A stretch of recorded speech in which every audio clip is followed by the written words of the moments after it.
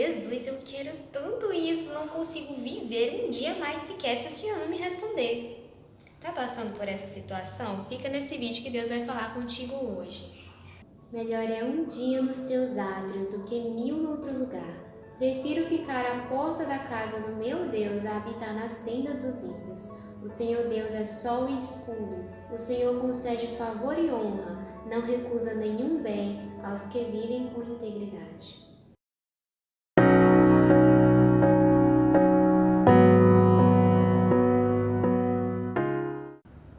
Nós vamos estudar Marcos capítulo 6. O capítulo 6 de Marcos, o livro de Marcos, na verdade como um todo, é um livro que nos fala que o Senhor Jesus tem poder sobre o mal. Jesus vence o mal, Jesus vence as doenças, Jesus vence os demônios e Jesus também vence a falta de fé. O capítulo 6, em específico, vai falar que Jesus recebe incredulidade por parte de diferentes grupos. Ora por parte da sua família, ora por parte dos seus servos, ora por parte dos fariseus. Vamos acompanhar tudo isso.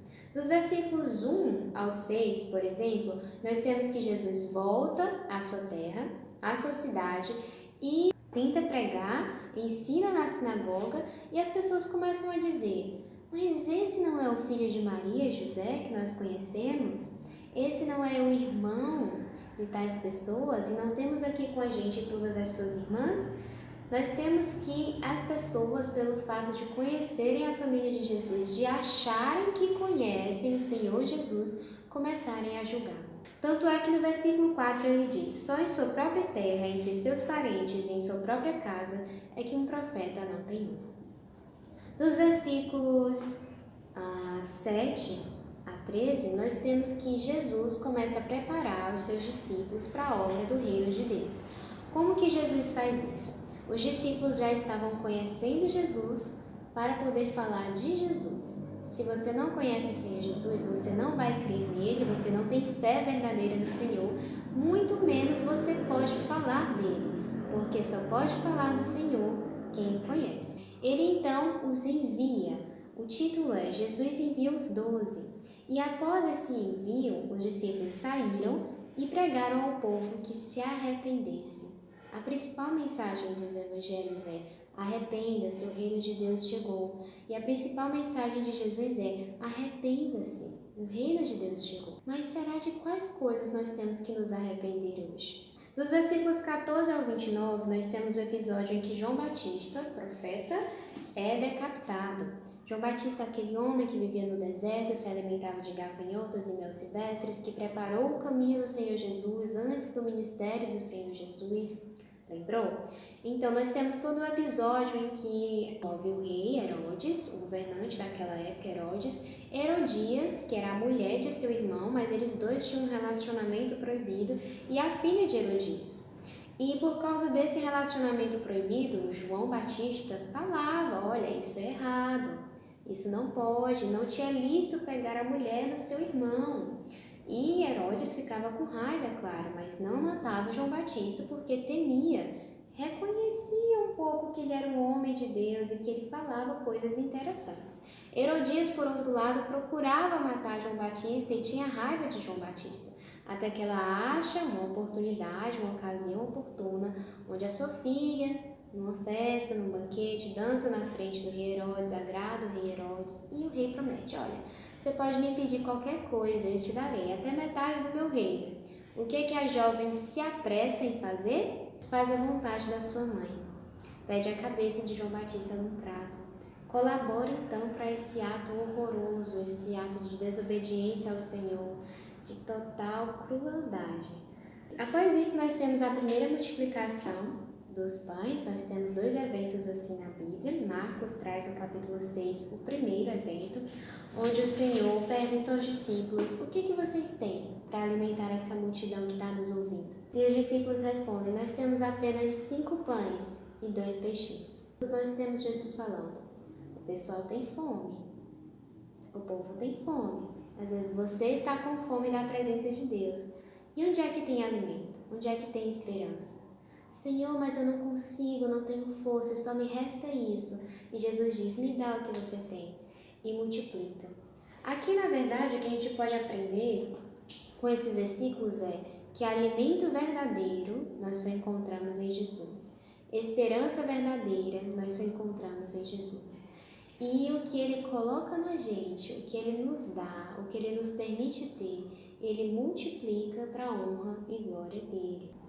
Por fim, nós temos o episódio que Jesus anda sobre as águas e aqui completa o nosso raciocínio sobre incredulidade. Por quê? Nós podemos entender é que Jesus sofre essa incredulidade dos seus inimigos. Quem são os inimigos de Deus? Todos aqueles que não respeitam, que não amam a palavra de Deus. Podem até reconhecer que o Senhor é poderoso, que a palavra de Deus tem certa importância, que a palavra de Deus é interessante, como Herodes conhecia, mas não obedecem, são inimigos de Deus. Jesus sofre a incredulidade dos inimigos de Deus nesse capítulo, da sua própria família, as pessoas próximas a ele e dos seus discípulos. E logo ao final do capítulo, nós temos que, ao Jesus andar sobre as águas, os discípulos não entendem isso, ficam assustados, ficam apavorados. Jesus responde para eles no versículo 50, coragem, sou eu, não tenham medo. E por que Jesus responde isso? Porque os discípulos, ao verem o Senhor andando sobre as águas, gritaram, porque eles tinham ficado aterrorizados, eles não estavam compreendendo o milagre do Senhor. Eles não tinham entendido sequer o milagre dos pães e peixes, porque o coração deles estava endurecido. Então, o que nós podemos aprender com Marcos capítulo 6? No geral, nós aprendemos que Jesus sofre incredulidade por diferentes grupos, até mesmo por parte dos seus discípulos e servos, e que isso não é diferente nos dias de hoje. As pessoas sabem que Deus é poderoso, sabem que Deus é grandioso, sabem que Deus é real, que Ele é criador dos céus e da terra, mas não creem nele. A Bíblia nos diz também que a própria natureza testifica a glória de Deus e a existência de Deus, mas ainda não creem nele. Há muita incredulidade nesse mundo. Agora, lembra do desafio no início do vídeo? Deus vai falar com você? Deus vai responder você? Esse vídeo é resposta de oração? Pois é. Às vezes, nós estamos pedindo ao Senhor tantas coisas, nós queremos ver Deus como rei, como o dono do milagre, como um mago poderoso em nossas vidas. Senhor, eu quero isso, e Tu me dá o que eu quero. Mas o Senhor conhece o nosso coração.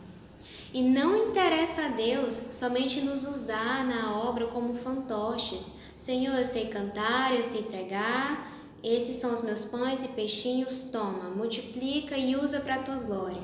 Deus vê o nosso coração. E às vezes o nosso coração está quebrado, está sujo, está desmantelado, às vezes está até morto. E o Senhor quer ressuscitar esse coração, trazer vida aos ossos secos, trazer vida para ti. E não interessa a Deus te usar somente para pregar ou cantar, se Ele sabe que você não está bem. Interessa a Deus salvar você. A principal mensagem que nós temos aqui em Marcos 6, aquilo que os discípulos pregavam, que João Batista pregou, que os evangelhos nos anunciam, é arrependa-se, porque o reino de Deus chegou. Então é hora de deixar o orgulho de lado um pouquinho, as vontades de lado um pouquinho e abrir o coração para Deus. Se arrepender, chorar sim e depois descobrir, tenho tempo de chorar. Mas também chegou o tempo de confiar na vontade de Deus. Às vezes eu estou querendo tanto algo, ou querendo tanto ser apenas um cristão superficial, e isso tá bom para mim, que eu estou apagando o meu relacionamento com Deus, a minha intimidade com o Senhor. E a minha oração já não é mais, Senhor, o que eu posso fazer para te agradar? Mas, Senhor, faz a minha vontade. E o Senhor, conhecendo os nossos corações e não permitindo incredulidade por parte dos seus servos, não permitindo o coração endurecido, Ele nos exorta nessa tarde.